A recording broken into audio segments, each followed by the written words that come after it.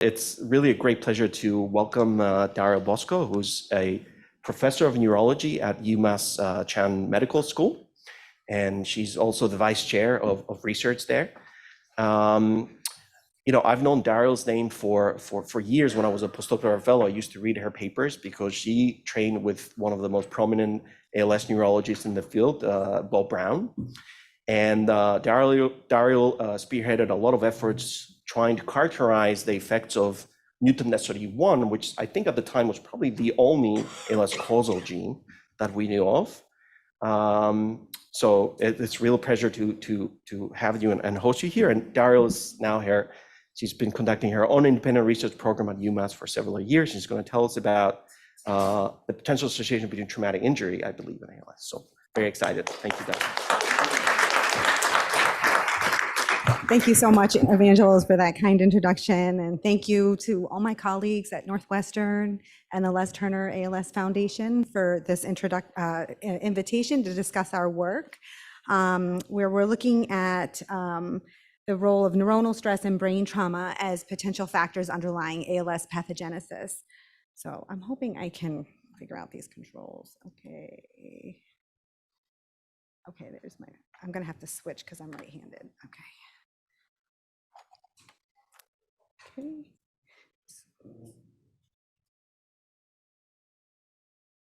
Okay, so I know when we think about stress in our daily lives, we probably all have our own thoughts and images on what we experience and go through and deal with. But in the context of neurodegeneration, there are some stress culprits that have been implicated in disease pathogenesis. And these include oxidative stress and the production of reactive oxygen species, excitotoxicity and hyperexcitability, dysregulation of neural activity. Also viral infection has been linked to neurodegeneration, and brain trauma or injury.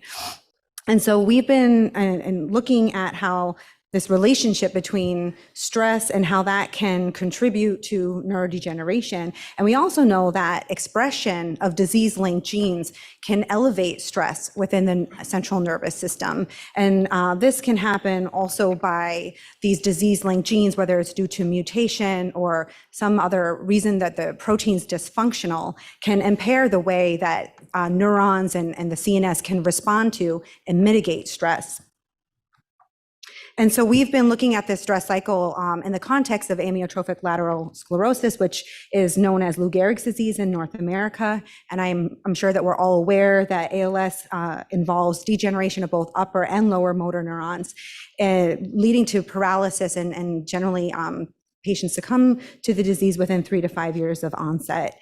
And although there's no cure, I think the field is feeling hopeful recently with the recent FDA-approved drugs for Relyvrio and tofersen for SOD-mediated ALS. But we need to do a lot more work. We need to treat these other familial ALS-linked genes that you just heard from Evangelos. We have a lot of those to address, as well as to understand the mechanisms that underlie sporadic ALS, which again accounts for most of the cases of ALS. And so within the last decade or so, we've come to appreciate that there's an overlap between ALS and another neurodegenerative disease called frontotemporal dementia, which is characterized by cognitive impairment and behavioral abnormalities. And actually, upwards of about 50% of ALS patients present with FTD-like phenotypes through the course of their disease. And indeed, there are multiple factors, genetic factors, pathological factors that overlap between ALS and FTD. And I've highlighted those here in red. And two of the prominent factors, TDP43 and FUS, are two factors that I'm going to focus on today and that we work on in my lab. And so TDP43 and FUS are probably best known in their roles as RNA, DNA binding proteins. And they basically are involved in any DNA, RNA process you can think of in the cells that deal with gene expression and regulation, splicing. And although these are predominantly localized in the nucleus under homeostatic conditions, they do shuttle between the nucleus and the cytoplasm as part of their normal function to transport mRNA and also to transport mRNA for translation in the cytoplasm and actually throughout the neuron and dendrites and in axons. And so we and others in the field had been intrigued by this phenomenon that certain types of stress can trigger a nuclear egress of TDP-43 and FUS. And once these proteins are in the cytoplasm, they can exhibit sort of a diffuse expression pattern, or they can also appear as a punctate pattern, sometimes associating with RNA granules, including these granules called stress granules, which are formed, as their name implies, under conditions of stress. And these are cytoplasmic condensates that are composed of RNA binding proteins and repressed RNA transcripts. And so we and others in the field have been wondering whether this stress-induced translocation of TDP-43 and FUS, if this can represent an early event or a trigger in the pathology that we see in postmortem tissue. And so this is shown over here in these, tissue slices here. I've delineated the nuclei with this black line, and you can see in both these sets of tissue either complete depletion of either TDP or FUS from the nucleus, and this accumulation of the proteins, aggregated proteins in the cytoplasm. So the thought is, could stress either through repeated stress or persistent chronic stress lead to this permanent egress and accumulation of these proteins so that they can't get back into the nucleus? And so we've been working to answer the question whether stress does trigger or accelerate disease pathology and disease pathogenesis. And some additional questions that we have are is there a physiological relevance to this stress-induced translocation? So is there a reason why FUS and TDP respond this way to stress? Is there a purpose or a physiological outcome to this translocation? And also, by extension, if they do have this normal physiological role, is that role perturbed by disease-linked mutations in these proteins? And finally, we're also interested in exploring different types of physiological stress that some people or some subpopulations of people could be exposed to that could increase their chances of developing ALS.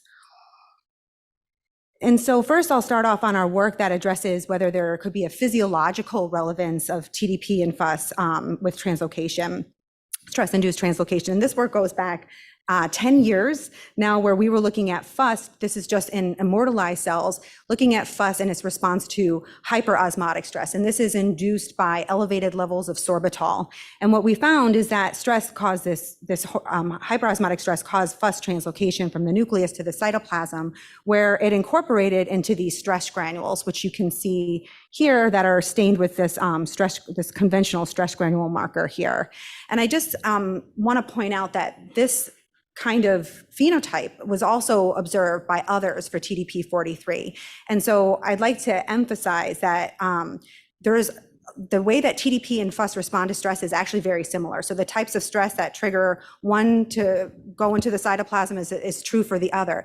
But these proteins are very distinct. They have different RNA binding different RNA targets, and they function differently within the cell. So even though they're both RNA binding proteins and they do have this response to stress, we think that the details are different. And so some of the mechanisms that we're going to uncover are going to be unique to each of them. So a convergence with stress, but with some notable differences.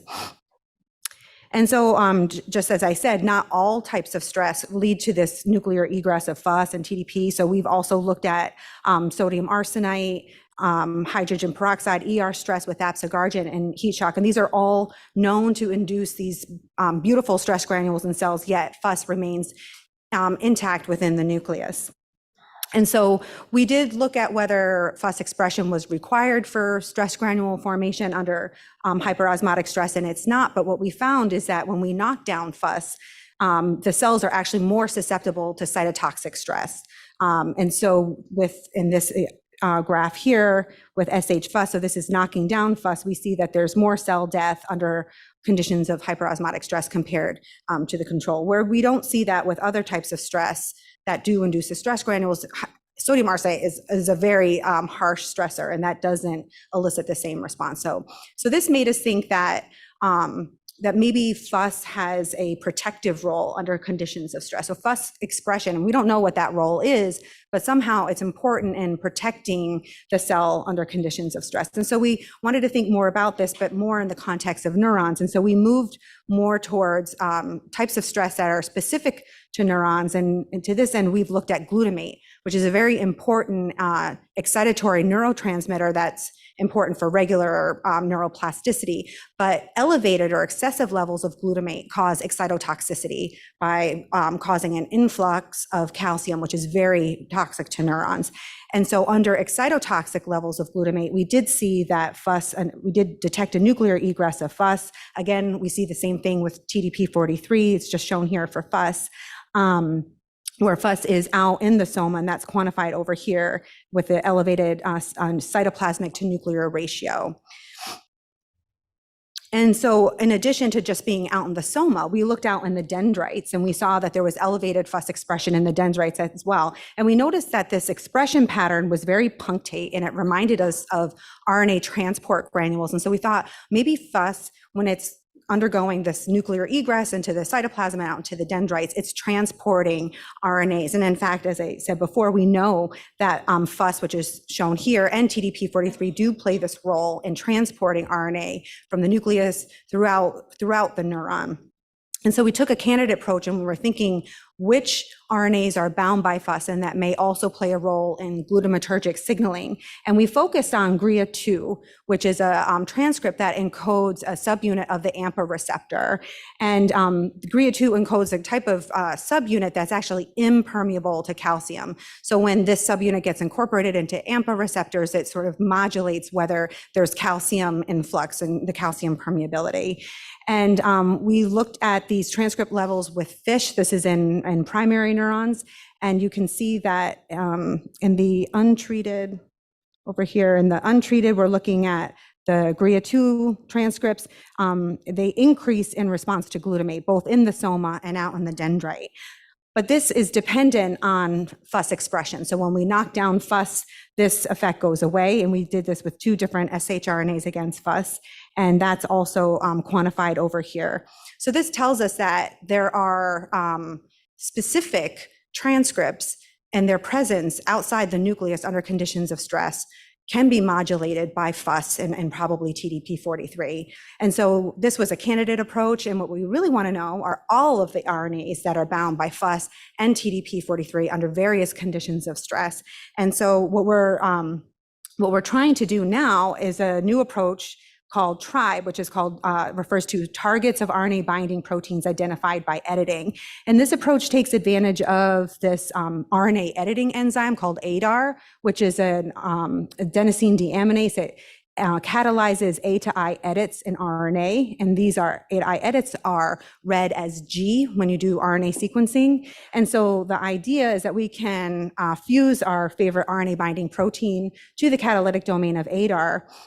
The RNA binding protein goes to its target RNAs, and then the editing enzyme produces an edit. Then we can detect that by RNA-seq, and then we know, okay, those are stress-associated RNA targets of this protein. And here, and now I'm going to flip-flop a little bit because now we've started this project with TDP43. We'd love to do it for FUS as well, but when Megan joined my lab, she made it clear that she wanted to start with TDP. So we're starting there, and hopefully we can also get to FUS.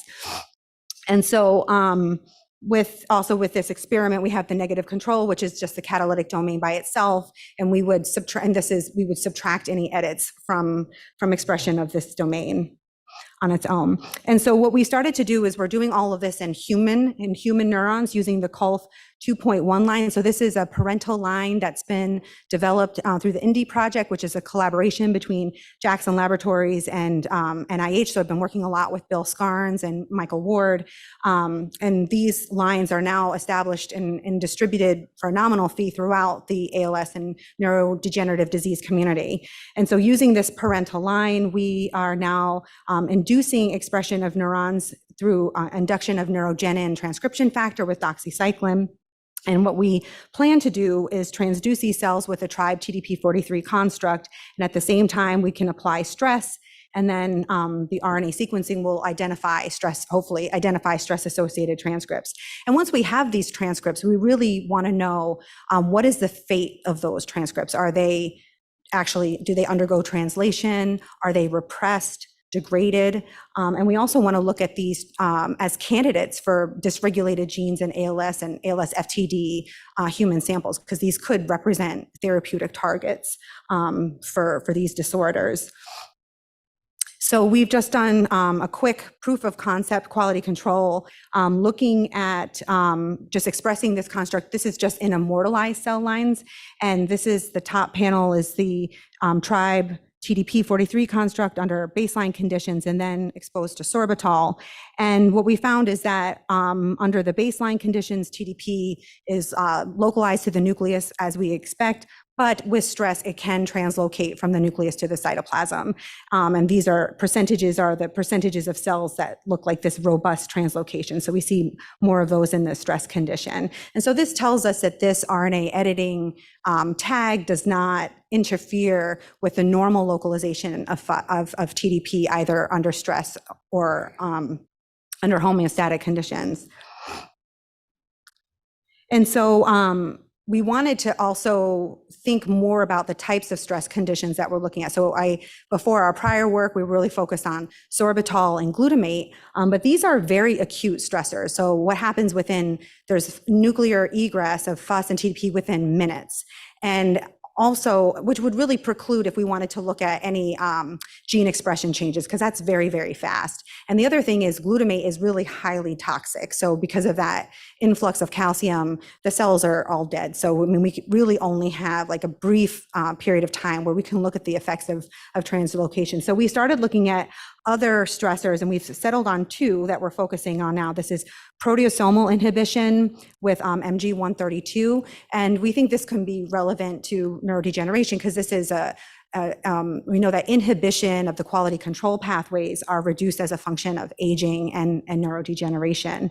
And these experiments were inspired by work from Kevin Egan's lab and others in the field. And we've now also shown that application of MG132, a very low dose of this proteasomal inhibitor, leads to translocation of TDP43 after 24 hours. So it's not really chronic, but it's not as acute as the other stressors. And that's quantified over here. We see the decrease in the nuclear to cytoplasmic ratio.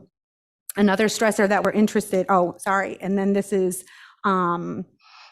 also just the same data, but shown as a histogram where you can see that the N/C ratio is shifted to the left for the treated sample condition. And so another one that we're interested in, this goes back to Evangelos's talk, is neuronal hyperexcitation. And this can be induced by TEA, which is a potassium channel blocker. And these experiments were inspired by recent work from Sami Barmada's group. And so we've also shown here that with this TEA, which is thought to could potentially model this hyperexcitability issue that is seen in ALS and neurodegenerative diseases, does lead to this upregulation of TDP. So interesting, we don't really see a stark translocation per se. It's more like the overall levels of TDP are elevated, and as a result, we see some more in the cytoplasm.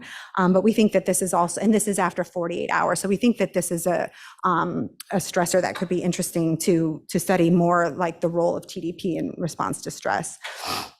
And so are these stress responses affected by mutations in these proteins? And so in addition to the wild type line, which is what I've showed you so far, we also have these IPS lines, again, from the INDI project with TDP43 mutations. So we have a set of these IPS lines with both het and homozygous mutations in TDP. And Megan has just finished incorporating the transcription factor for induction of neuronal differentiation into all of these lines. And so I'm hoping that we're now at a point where we can start to identify RNA targets of both wild type and mutant TDP43 under these various conditions of stress. We're also, while we're at it, we're going to look at gene expression and splicing changes as a function of TDP mutation and stress. And we're also interested in looking at whether these mutations in TDP cause these cells to be more susceptible to the toxic effects of stress. And if they do, if we can identify transcripts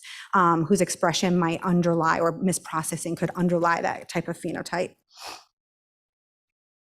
And so I'd like to just spend the last part of my talk thinking about the physiological types of stress that could be relevant to ALS. And so I think that, and as Evangelos had such a beautiful story in the last talk, I think IPS models are really powerful for elucidating mechanisms of these mutant genes and neuronal degeneration. But they are also some of these stressors that I'm talking about. They're all in vitro in addition. We don't actually get exposed to MG132 and sorbitol. And so thinking about what are the types of stressors or things that we could be exposed to in real life that could be relevant to cause disease. And so we've been thinking a lot about traumatic brain injury as this type of stress. And so based on the CDC, there are millions of Americans or people in the US who are living with disability or complications that arise from traumatic brain injury. And we know that TBI is a major risk factor for ALS, FTD, and other neurodegenerative diseases, including CTE, which is chronic traumatic encephalopathy. And that is marked by cytoplasmic aggregates of TDP. I know it used to be, we would only think about tau and CTE, but after the discovery of TDP and ALS and FTD, we now know that this is also a hallmark feature of CTE. And so we started to look at this relationship between TBI and neurodegeneration using a knock-in mouse model of TDP43. This mouse actually harbors a mutation that causes ALS in humans, but in these mice, they manifest more with an FTD phenotype. So they're more cognitive deficits rather than motor deficits. And we combined this with a model of TBI that's induced through a weight drop device. And so I just want to emphasize that this is actually a mild model of TBI. So this is a concussive model. The weight does not contact the brain tissue. So we do retract the scalp, but the weight drop hits the skull. So I'm sure it doesn't feel good, but it's also not, the mortality rate is quite low. And so for all of these studies, we have 4 groups of mice. We have wild type mice with TBI compared to the mutant mice. The wild type versus TDP, and they either receive a TBI surgery or a sham surgery. So the sham gets everything, the anesthesia, the retraction of the scalp, just no impact of the weight. And so this has been a long project, a long study, and we've looked at these mice in both the acute phase, which would be in hours to days post-TBI, also the chronic phase. So we've been looking at weeks and months post-TBI, and we've been monitoring these animals with a lot of different approaches, intravital imaging. We've also looked at histology, behavior, and also some omic studies. And just distilling what we found to this slide, we see that there are some effects of genotype. So just because there's a mutation in TDP, we will see a phenotype in one of our readouts. Across the board, we see an effect of TBI, and that's whether the mice are wild type or mutant TDP. So the TBI definitely has an effect on most of the readouts. But we're particularly interested in looking at readouts where there seems to be a synergistic effect. So there needs to be the TDP mutation and TBI in order for the observed phenotype. And so I'll start with, just go through the next couple slides and show you some of this work, starting with histology. Going back to this idea of translocated TDP43, we stained our TBI tissues with TDP43, and we see some interesting expression features. So in these mice, these are the TBI mice, you might not be able to see it on the projector, but there's a very faint cytoplasmic presence of TDP. Compared to the control animals where you really see TDP is very nuclear and homogeneously expressed in the nucleus, more or less. But in these TBI mice, we also see that the TDP signal seems to shift within the nucleus and seems accumulated out near the nuclear membrane. We also see some phenotypes where there's complete depletion of TDP from the nucleus, and that's shown here. And there's a more striking cytoplasmic translocation of TDP43. And so we've assessed this qualitatively so far. We're now using Cell Profiler to quantify this more precisely, but we've looked throughout these brain tissues in all these fields of view, both right underneath the impact, below at the base of the brain, on the contralateral side, so the opposite side of the brain. And what we've seen, and I'm just going to sum up these results in this heat map, and the heat map shows goes from very low, this is low, to no TDP translocation, and the colors denote more TDP translocation. And what I hope you can appreciate is that throughout this brain tissue, we see that there's more TDP translocation in the mutant mice. And we see this underneath the TBI site, but also in the hypothalamic region, also on the contralateral side.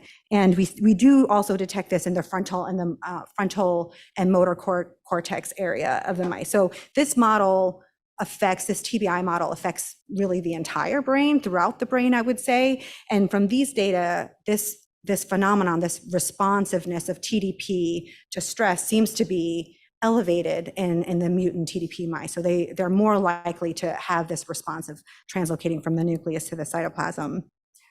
So in these mice, we also, one of the things that we do after TBI is we do a neurological severity score, and I'm going to go through these kind of quickly. How many more minutes do I have? 3? Okay, thank you. So I'm going to go through these quickly. We look at a neurological severity score, which is a simple task that assesses motility and alertness. And so a higher score denotes a cognitive deficit. And we expect to see cognitive deficits even in wild type mice, which we do. We see that in the TDP mice. But what's interesting is that we see that this is heightened in the mutant TDP mice. So mutant TDP mice are more susceptible to the effects of traumatic brain injury compared to the wild type mice. And these are all the graphs shown together. And we've been interested in why mutant TDP mice are more susceptible to TBI. And so we've done this trap-seq analysis, and I won't go through this part in detail, but this essentially looks at RNAs that are bound to ribosomes within neurons after TBI. So we get a sense of what the neurons are trying to express as a result of the TBI. And we get that through RNA sequencing analysis. And a lot of our interesting comparisons came from looking at a comparison between the mutant TDP mice and the wild type mice after TBI.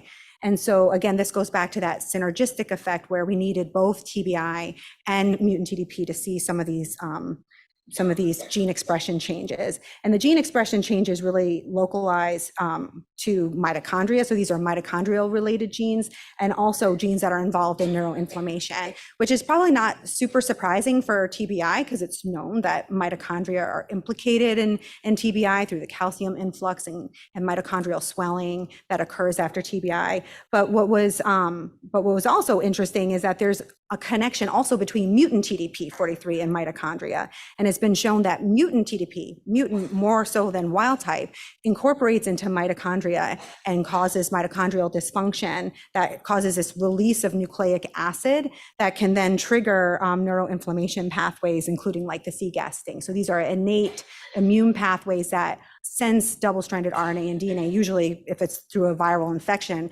but then the system doesn't know that this isn't a viral infection, it's actually mitochondrial dysfunction. And so that offsets this neuroinflammation pathway. We see that there's decreases, the genes involved in mitochondria are decreased in the mutant TDP mice after TBI.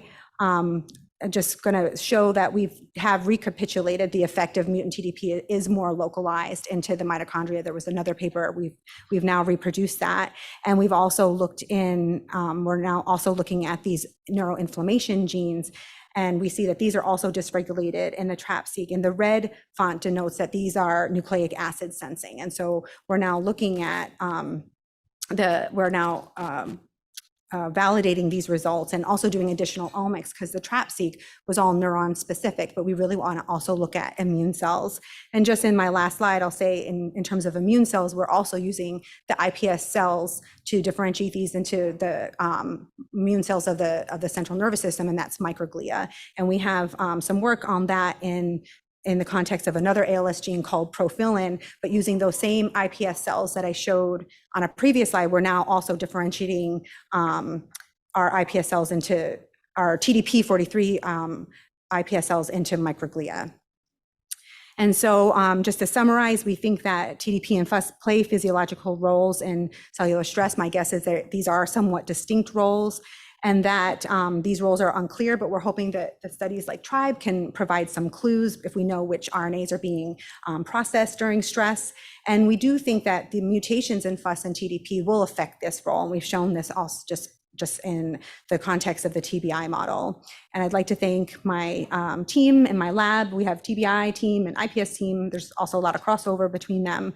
I've had a lot of great collaborators in the ALS field, and at UMass, I've only listed those who've really directly contributed to this work, and also my funding sources, and thank you.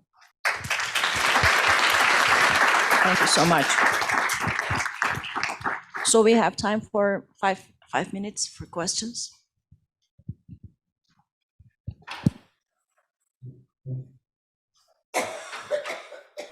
Hi, thanks. Very nice talk. So you showed the effect of MG132 on stress. And MG132 is not a specific proteasome inhibitor. It also inhibits the lysosome. So I was wondering if you took a look at lysosome as well. So lysosome inhibitors, yeah. So I don't believe that we have looked at lysosomal inhibitors. I mean, we have a lot of other stressors that we've looked at that I didn't show. So that's a good suggestion. We can include some of those as well. Yeah, we haven't yet.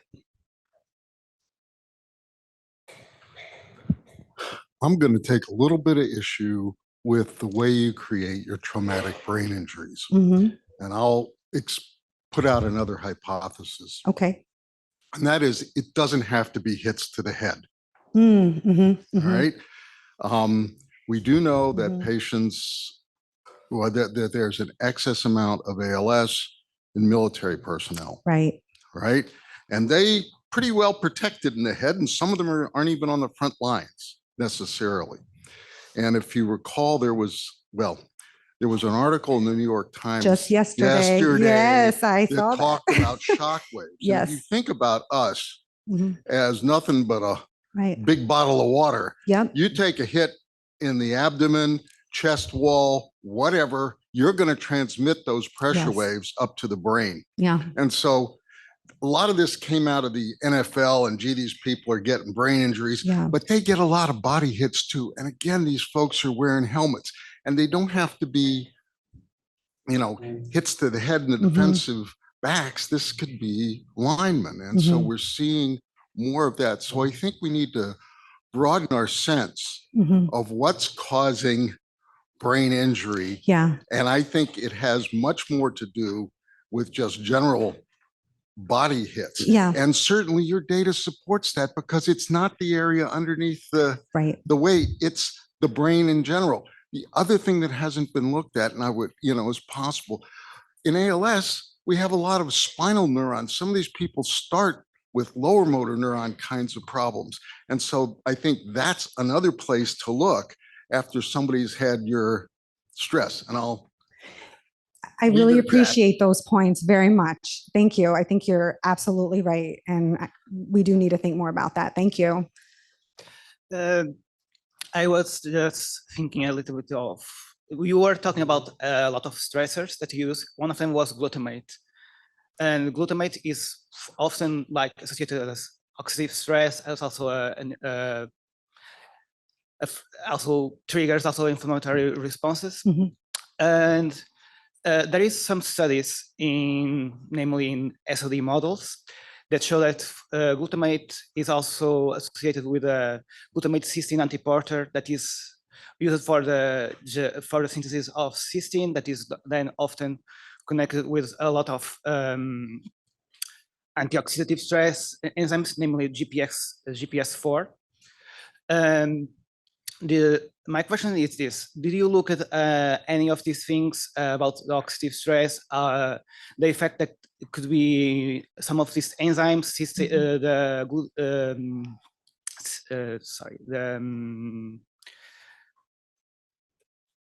the glutathione levels, the activities of GPX4, for example, because in some models, it was already described very recently. I don't know if you are familiar with the term ferroptosis. Yes. So it has been described in the SLE models. Like in the conditional action of antioxidants GPX4 models also.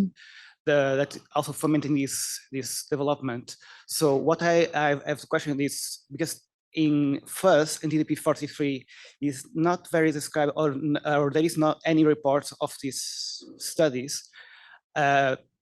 Just to know if you have looked at these kind of things. Yeah, I have a very short answer. No, we haven't.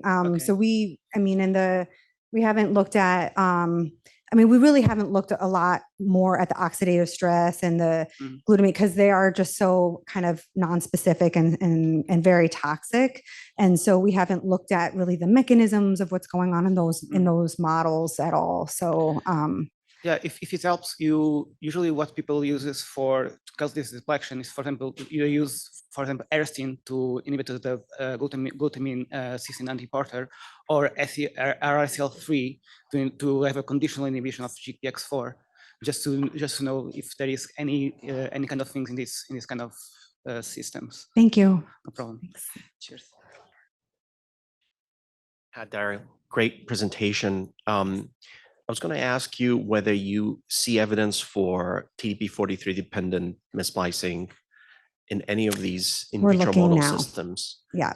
So we're looking now in the mice. We've got the probes. We're doing all of that right now to look to see if we see that loss of function. And then we'd like to do the same in the neurons. I actually would like to look at KCN2 in the TEA model. So maybe we can talk about that. Absolutely. Yeah.